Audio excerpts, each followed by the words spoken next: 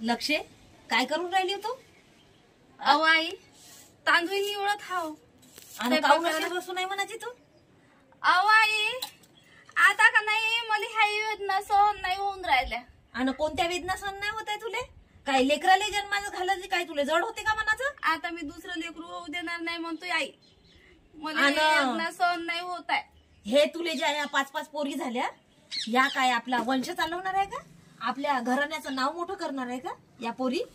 अहो पण आई, मी काय म्हणतो, जोपर्यंत वंशाला दिवा भेटत नाही तोपर्यंत हा पाळणा काय मी थांबू नाही द्यायची. आणि तू जर का हे असे नाटक जर करत राहिली ना तर पाय मी माया पोराचं दुसरं लग्न लावून दे. अहो आई, पण मी तुला ठेवणार नाही. अहो पण आई, माझी अवस्था तर बघा, मला आता नाही वेदना सहन होत. आणि तू काय एकटीच लेकराला जन्माला घालून राहिली का? या जगातल्या साऱ्याच बाया लेकराला जन्माला घालते आणि तूच एक आहे का मनाची? अहो पण आई, आतापर्यंत एवढे 4-5 पोरी झाल्या मला, तर मग आता कशा सहन होईल? माझी तब्येत घसरत चालली आता. अव बाईच्या जातीनं मेलं तरी चालते, लेकर जन्माले घालता घालता आपण वंशाले दिवा तर पाहिजेच. अहो पण आई, काय बोलताय हे? बाई बाई, काय कर नाही माय. कधी हे आंबेडकर नवा कायदा बनवते बायांसाठी, असं झालं बाई मले. नाव नको घेऊ द्या आंबेडकरचं. काय मानाचं बायाले नुसतं भडकवत राहते. बायाले म्हणे घटस्फोट पाहिजे म्हणते, बायाले पुन्हा पाहिजे म्हणाचे. आणि हिंदू कोड बिलाप्रमाणे म्हणते त्याले इस्टेटीत मायबापाच्या इस्टेटीत हिस्सा पाहिजे म्हणते. कायले पाहिजे बायाले? बायाले काय अक्कल राहते का म्हणाचे? डोकसं तरी आहे का बायाले?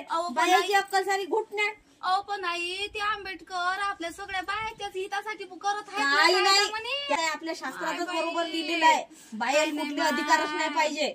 बायाचं आयुष्य सारं नाही का, लेकराचं करा, नवऱ्याचं करा, सासूचं करा, याच्यातच चालव माय.